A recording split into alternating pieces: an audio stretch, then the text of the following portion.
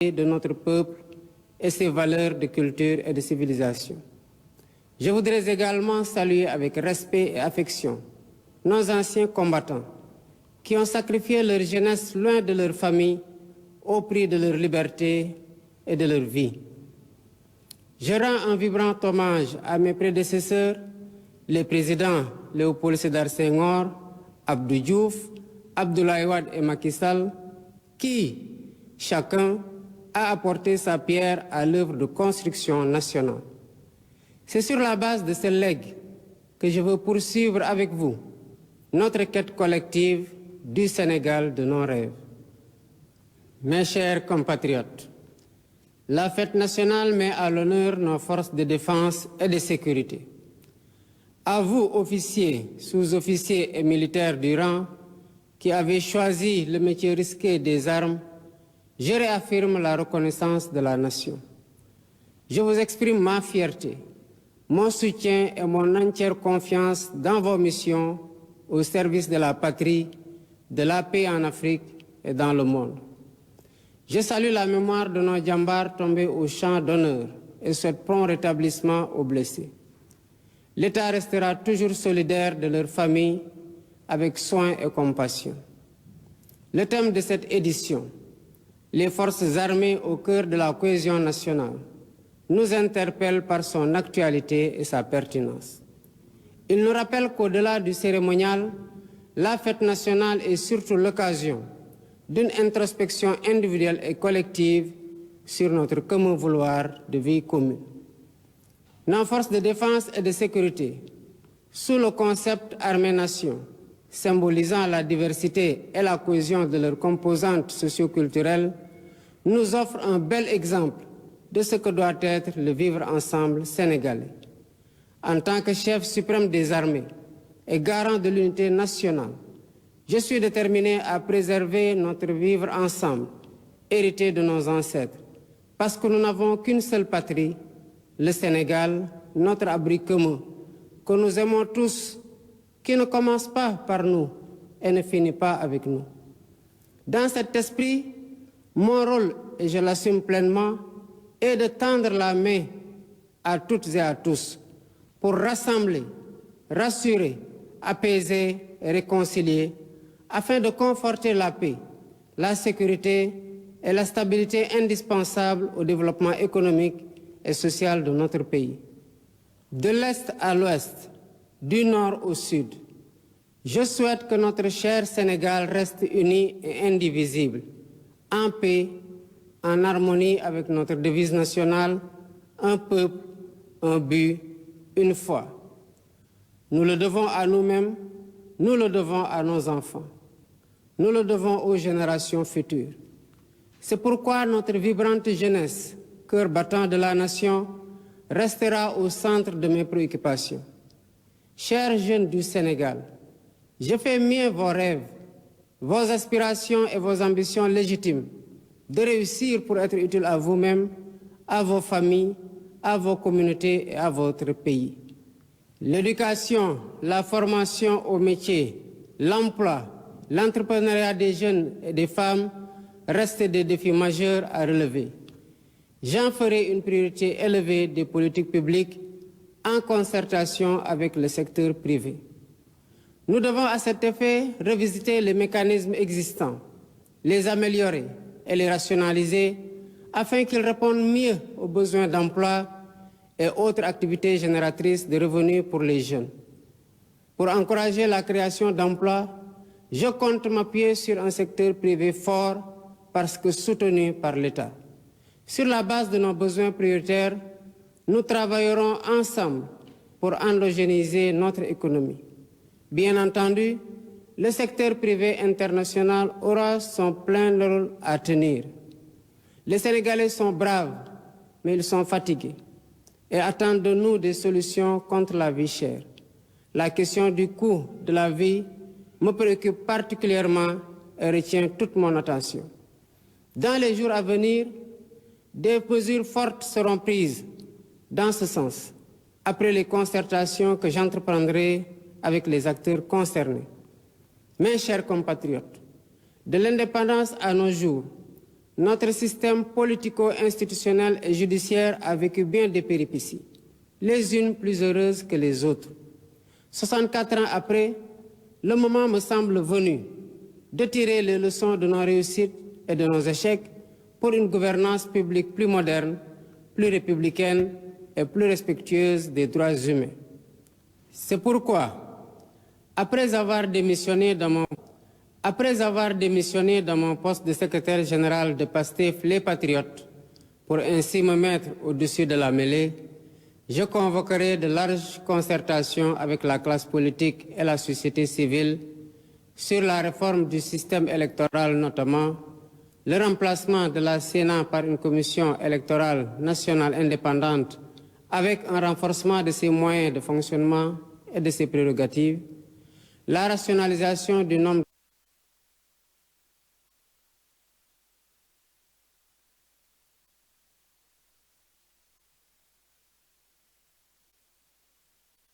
pour redorer le blason de la justice,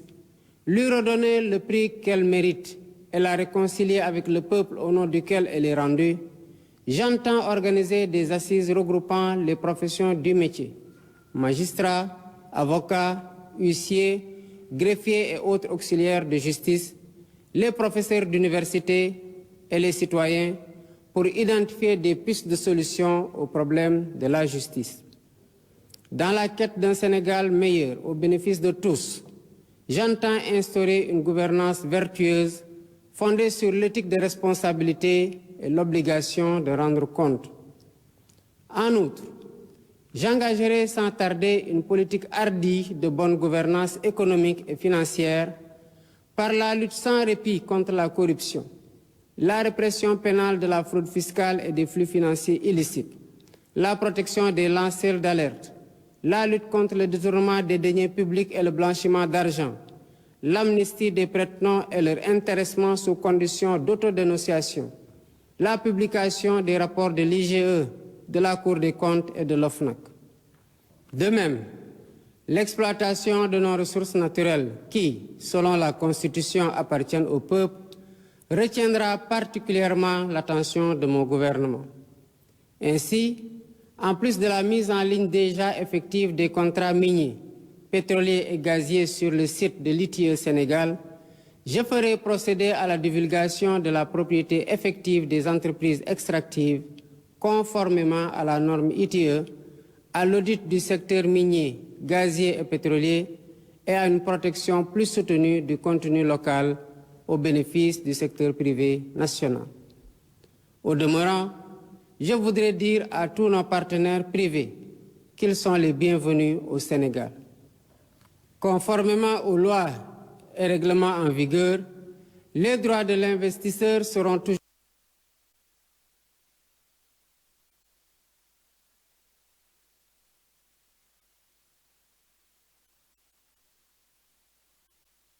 accueillants pour tous. Nous veillerons sans cesse à maintenir et raffermir les relations de bon voisinage et de solidarité agissantes au sein de nos organisations communautaires,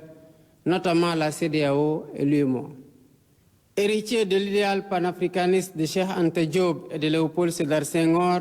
un des pères fondateurs de l'Organisation de l'Unité africaine, nous demeurons fermement engagés dans la construction de l'intégration africaine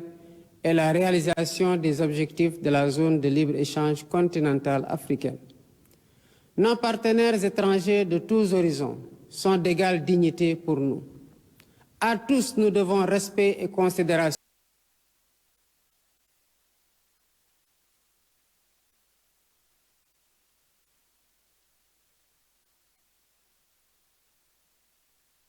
Des valeurs, de culture et de civilisation. Mes chers compatriotes, la fête nationale, symbole de notre souveraineté, nous rappelle que nous sommes seuls face à notre destin et que personne ne fera à notre place ce que nous ne sommes pas disposés à faire pour nous-mêmes. Nous avons la responsabilité historique de conforter notre souveraineté en rompant les chaînes de la dépendance économique par le culte permanent du travail et du résultat. Dans cet esprit, l'administration doit agir à tous les niveaux de façon plus accueillante et plus efficace pour les usagers du service public. Nous devons bannir de nos pratiques les procédures et formalités indues qui altèrent l'efficacité de l'État. Dans cet objectif, j'entends investir massivement dans la digitalisation des services et des procédures administratives. De même, il y a urgence à gagner notre souveraineté alimentaire en investissant plus et mieux dans l'agriculture, la pêche et l'élevage, les trois mamelles nourricières de notre pays. Je tiens particulièrement à ce que les subventions substantielles dépensées chaque année dans la campagne agricole bénéficient aux véritables producteurs et non à des acteurs intermédiaires. En définitive, mes chers compatriotes, l'indépendance que nous célébrons demain est certes un événement festif, mais aussi et surtout un test de résilience et de grandeur pour la nation. Notre mérite et notre honneur, c'est de réussir l'épreuve en affichant une confiance résolue en nous-mêmes pour vaincre nos peurs et nos doutes, surmonter les obstacles devant nous et poursuivre ensemble notre marche solidaire vers notre destin commun, main dans la main, épaule contre épaule. C'est à cela que je vous invite dans la communion des cœurs et des esprits. Vive le Sénégal en paix et en sécurité, unis, libres et prospères. Bonsoir et bonne fête de l'indépendance. Vous venez d'entendre donc le message à la nation du président de la République, Bassirou Diomaye Diakhar Faye. La version française à présent, voici la version en wolof du déglu président de la République. Mbokki Sénégal, maa ngi leen di nuyu. Suba di ñeenti fan ci weeru avril ci atum 2024 di juróom benn fukk ak ñeenteelu at ñuy fêté suñu indépendance. Ma di ndo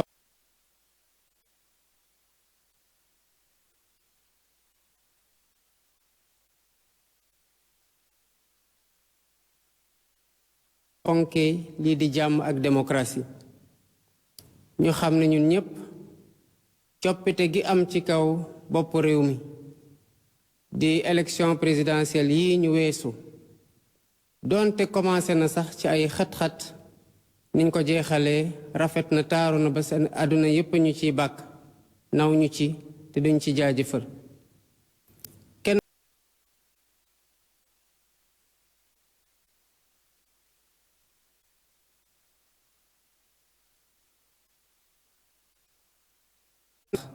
rawatina ren gii nga xam ne dafa tombeek suñu fête indépendance dafa tombeek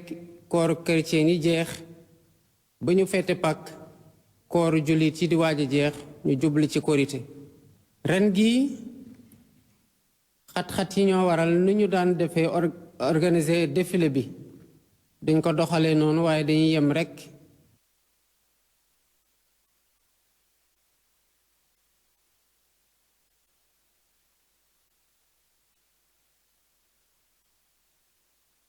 nit xeexee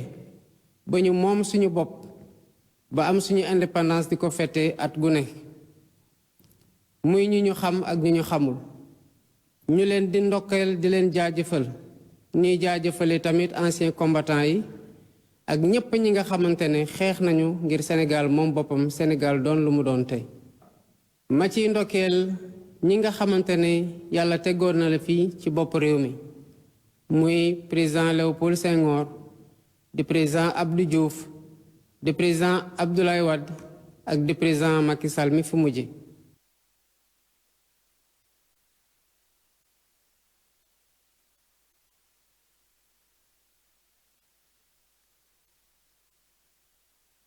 tabax tamit jëmale ci loo xam ne moom la Sénégal nam ma doon fi ñu toll nii diggante bépp sénégalais mbokki Sénégal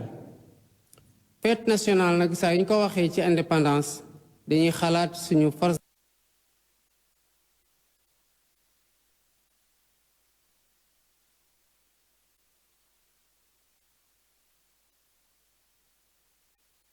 te muy luy andi jàmm fii ci biir réew mi ci bitim réew ci Afrique wala feneen ci yeneen dëkk yi di fàttali ko tamit suñuy jàmbaar yi nga xamante ne ci nu ñuy demee pour jàmm am ci fépp ñu fay xeex am na ci ñoom ñoo xamante ne daanu nañu ñu di leen ñaanal yàlla yërëm leen te di masow ñëpp ñi nga xamante ne am nañ ci ay gaañu gaañu di leen wax nag nguuru Sénégal dina wéy di taxaw seen njaboot ci nu mu ware ren gi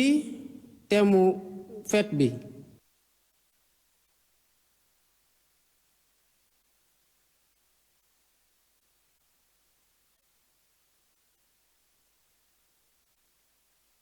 daf ñuy fàttali ci fu ñu jaar te yàggul dara que ku ne ci ñun war na xoolaat ci boppam xoolaat ci lépp li nga xamante ni ñoo ko bokk ci ni ñuy tabaxee Sénégal boo xam ne Sénégal gu neex a dund la ku wax nag armée wax nation maanaam askan muy wane armée képp kenn ku ne mën na caa dem xeet boo bokk ak loo mënti gëm ak noo meltu mel donte na nga doon sénégalais rek loolu duñu fàttale nag yeneen sénégalais yi nekkul tamit ci armée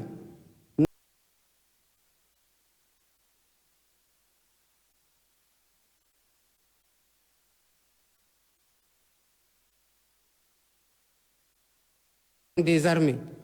doon koo xamante ne juboo gi ci biir réew mi ci sama loxo la ko yàlla teg benn dëkk muy Sénégal lay fàttali ne moom la ñu am te du ci ñun la commencé du ñun la jeexee kon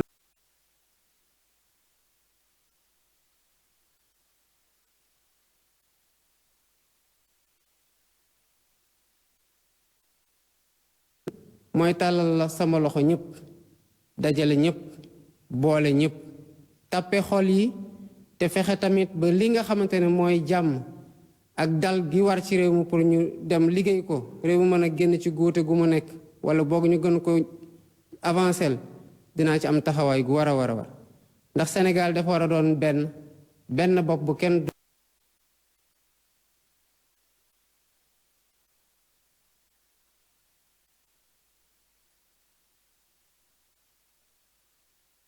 di wax ndaw sénégalais yi que gis naa seen jafe-jafe dégg naa seen métit waaye dinaa jël seen gént ak li ngeen xamante ne moom ngeen namm ci defaru ak defar seen bopp defar seen waajur jàppale leen jàppale seen bopp jàppale réew mi dinaa ci taxaw bu baax a baax ba lépp lu jub njàngale lépp lu jub formation lépp lu leen di jox liggéey dina doon loo xamante ni ci sama mandat bii dinaa ci am taxawaay gu mucc ayib loolu nag dinaa ko def muy fexe ndaw ñi am liggéey fexe ndaw ñi mën a dimbale seen bopp dimbale seen njaboot dimbale seen waajur waaye ñi mu ci mën a àndal mooy ñii nga xamante ne mooy lu ñuy wax secteur privé te ñoom ñoo yore koom gi ci réew mi bu liggéey amee tamit ñoom ñoo koy joxe waaye day fekk nag mu lalu ci secteur privé boo xamante ne dafa am doole ndax réew mi daf ko jàppale état jàppale ko sénégalais yi ay jàmbaar lañ waaye sonn nañ moo tax ci fan yii di ñëw lépp li nga xamante ne war naa ko jël ci ay mesures bokk ko waxtaan ko ñoo xamante ne ñoo nekk ci secteur économique bi muy secteur privé muy commerçant yi muy ñeneen ñi nga xamante ne seen loxo nga ci dinaa ko def pour ñu mën a def loo xamante ne mooy wàññi jafe-jafe yi nga xamante ne am nañ ko ci dund gi waaye loolu yëpp tamit gannaaw jafe-jafe yi dañoo war a taxaw ci lii dalal réew mi gannaaw def nañu juróom benn fukki at ak ñeenteel di fête indépendance dafa jot tamit ñu taxaw xool ba xam fan lañ bëgg a jëmale Sénégal ak naka lañ ko fa bëgg a jëmale ndax Sénégal dafa war di wéy di doon modèle ci Afrique ci gouvernance maanaam nu ñu téye réew mi ak ci ni nga xamante ne noonu la ñu respecté ak yelleefu doomu adama yi fiy dund ba ca réforme institution yooyu maanaam naka la ñuy doolelee li ngànku réew mi da ci am exemple buñ ci bëgg a joxe te yàgg ko wax tamit mooy man mii bés biñ ma fale ba def ma président de la République ma prêter serment ci laa décidé ne cërub ndombal tànk secrétaire général Pastef les Patriotes bi ma tàkkoon tekki naa ko bés ni ko tey pour doon président boo xam ne dafa tëddee njaaxaanaay ngir ñu jëmale ci waxtaan yi nga xamante ne dafay dalal maanaam espace politique bi maanaam langue politique bi ndax yaakaar nañu ne te loolu mooy li nga xamante ne moom la ñuy waxtaan ak sénégalais yi lii di lépp lu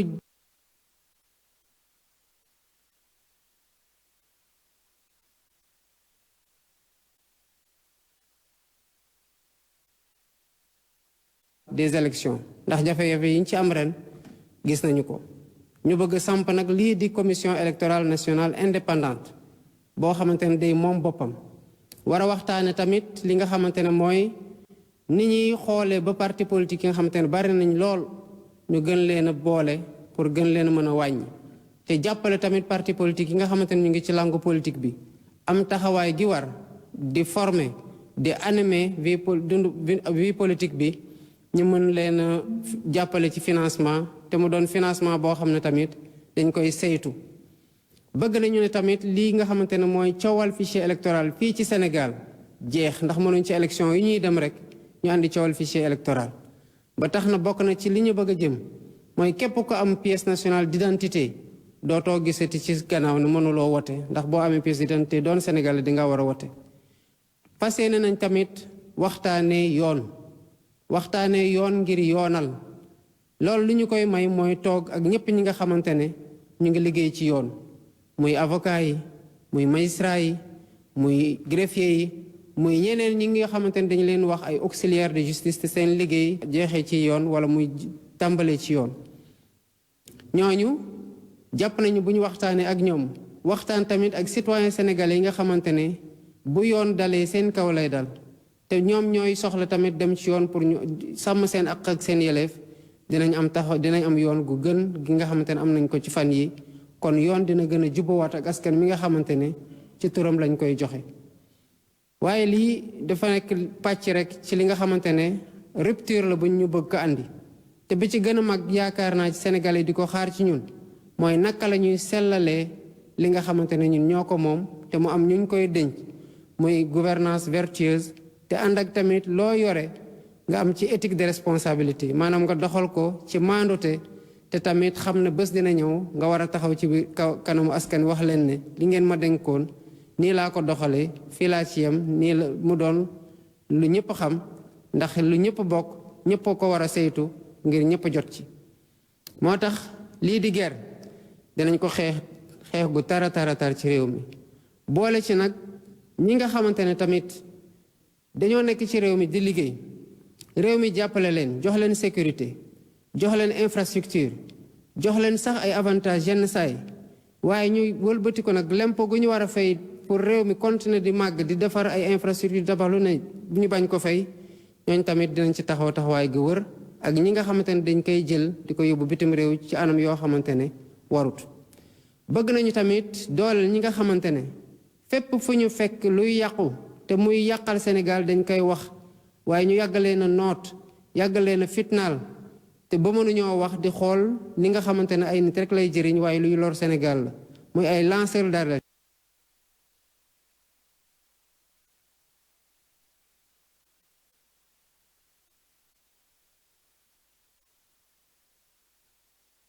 mënuñu ko def seen tur di ko def ci seen tur ñeneen ay xarit wala ay mbokk wala ay am di jàmm yoo xamante ne pour bañ rek ñu laaj leen xaalis bi ngeen liggéeyee lii fan la jógee mu mujjee feeñal luubal muy ay prête-nom dinañ leen waxtaan bu ñu waxtaan ak ñoom pour ñu mën a feeñal seen bopp bu ñu feeñalee seen bopp duñu leen toppee dara non seulement duñu leen toppee dara waaye bu dee jël nañ alal loolu tax na ñu jël alal delloowaat ko ci réew mi ñun dinañ am loo xamante ne dañ ko leen koy ciy jox pour gën leen encourager. lii di rapport yi nga xamante ne tamit dañuy jël ay corps de contrôle samp leen ñu mel ni IGE mel ni Cour des comptes mel ni OFNAC ñuy dem defi ji ay rapport yooyu war a dem ci procureur sénégalais yi nga xamante ne ñoo soxla lu leer ci ni ñu saytoo seen alal mënuñu ko gis loolu bu soobee Yàlla dina jeex ci réew mi ndax fu rapport génnatee ci Cour des comptes génne ci OFNAC askan wi dinañ xam rapport bu lu ci buñ ko dee yóbbu ci yoon nag dinañ ko yóbbu ci yoon bu dee am na ñu ca tuumal loolu yoonay wax ndax taqee nañ ci wala taqeewuñ ci. lii di tamit loo xamante ni yàlla wërsëgal ñu ko muy ay ressources naturelles ba dolli ci dellooy ko ni sax mu am ci léegi ay pétrole ak gaz waaye amoon tamit laata loolu or amoon zircon amoon leneen ak leneen gouvernement bi dina ci bàyyi xel bu baax a baax saytu ko ba xam ndax niñ ko joxee jaadu na ba xam ndax bi ñu leen ko joxee liñ doon xaar ci ñoom pour ñu matal ko ndax matal nañu ko loolu tamit muy ay audit yoo xamante ni dañ koy def non pas pour fitnaal ay société non pas pour bunt xatal leen waaye pour xool ndax lii nga xamante ne moo ci waroon nekk intérêt Sénégal ndax Sénégal jot na ci ndax sénégalais jot nañu ci. ñii nag nga xamante ne ñooy ñi ñuy jëflante ci bitim réew te muy ñoo xamante ne yàgg nañoo ñëw Sénégal nañu xam ne wala bëgg nañoo ñëw Sénégal dañu xam ne Sénégal tey la gën a ubbeeku Sénégal tey la gën a wóor te Sénégal tey la gën a taxaw sax waxatuma la biir Sénégal waaye biir Afrique biir CEDEAO biir UMOA pour dal am fa pour jàmm am fa. ndax ku ne Sénégal nag wax Cheikh Anta Diop ku ne Sénégal wax Léopold Sédar Senghor mi nga xamante ne yàgg naa xar ci tànku tubéyam pour réewum Afrique booloo pour askanu Afrique booloo kon loolu dinañ ci taxaw gën cee taxaw xar ci suñu tànku tubéy ba luñ ci mën a matal rek ci nuñ ko waatee ñu matale ko noonu. mbokki Sénégal dañoo war a xam ne gannaaw ba ñu moomee suñu bopp suñu problème ñun rek ko mën a régler kon kenn du ñëw duñu fajal loo xamante ne ñun mën nañ ko fajal suñu bopp waaye bëgguñu koo fajal suñu bopp. lii nga xamante ne nag mënuñu koo defal suñu bopp ndax yàgg dépendre ci bitim réew war nañ ci taxawaay bu baax a baax ba lu ñuy soxla ñu bañ di ko jéggaani. loolu moo tax lépp lu ñu war a def ci mbéy mi ci càmm gi ak ci napp gi dinañ ko matal dinañ ko gën a dooleel pour Sénégal bañ a tey jéggaani lu bari ci li nga xam te ku def koy soxla pour lekk ko. waaye administration publique tamit war nañoo gën a góorgóorlu gën a ñongal seen procédure gën a ñongal nu ñuy liggéeyee pour gën a am ay résultats yoo xam ne dafay jëm ci askan wi gën leen a noppal. loolu moo tax sama gouvernement lépp luy xarala yu yees yi ñu koy woowee digitalisation dinañ ci def xaalis yu bare pour yenn yi sax bañ a tee jar nit di déplacé wu di jóge fu sori pour dem amee ji ko ci administration waaye tamit pour yokk ci transparence boo xam ne kuy def da ngay xam ne li ngay def ñëpp a ngi koy xam ñëpp a ngi koy gis ba doo ci mën a def loo xam te ne day lor askan wi. lii boo ko waxee tamit noonu lañ ko war a fas yéene waxee ci lépp luy lekk daan naa wax sànq fokk ñu dolliwaat liggéey ci mbéy fokk ñu dolliwaat liggéey ci càmm fokk ñu dolliwaat liggéey ci napp pour bañ a tey jégaani dara. waaye lii di subvention agricole yi muy doon xaalis goo xamante ne dañ koy jox war ko jox producteurs yi war ko jox béykat yi dinaa fexe ba muy egg ci béykat yi taxaw ci tem mu bañ a tee dem ci ñoo xamante ne duñu béy duñu produire waaye subvention yi ci seen loxo lay des askan du ko gis. kon mbokki Sénégal saa yi ñu taxawee ci bëtu indépendance rek doonte feet la ci ñun ñëpp waaye tamit taxawaay la pour ñu xool fa ñuy jaar ba Sénégal doon lu mu nekk tey ak nakal ban taxawaay la ñu war a am ba Sénégalu ëllëg gën a màgg Sénégal gu ñu am tey. loolu dafa ànd ak ñu bañ am lu ñuy ragal bañ am lu ñuy sikki sàkk bañ am lu suñuy xel di jiixi jaaxa jàppalante loxoog loxo tegante mbagg ak mbagg pour dox jëmale ci li nga xamante ne mooy yéene askan wi mooy li askan wi bëgg a doon li askan wi bëgg a gis Sénégal doon. ñu mayante jàmm yéene wante jàmm tappe xol yi boole xel yi xalaat li ñuy xel li pour mu doon loo xamante ne mooy suqati Sénégal ba faw. mbokki Sénégal jàmm la ñu woote dal la ñu woote kaaraange la ñu woote ndax ci jàmm ak dal ak kaaraange rek lay naataange di amee. maa ngi leen di sant di leen gërëm bu baax bésub jàmm ci indépendance Sénégal ëllëg incha allah. De la fête de l'indépendance du Sénégal, 64e anniversaire.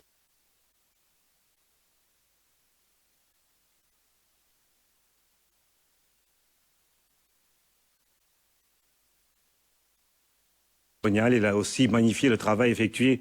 par ses prédécesseurs à la tête de notre nation, de Senghor à Macky Sall, en passant par Abdou Diouf et Abdoulaye Wade.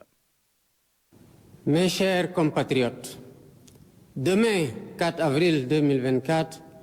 nous célébrons le 64e anniversaire de l'indépendance de notre pays. À toutes et à tous, j'adresse mes plus chaleureuses félicitations. Je rends hommage à chacune et à chacun de vous pour votre attachement aux vertus cardinales de paix et de démocratie qui font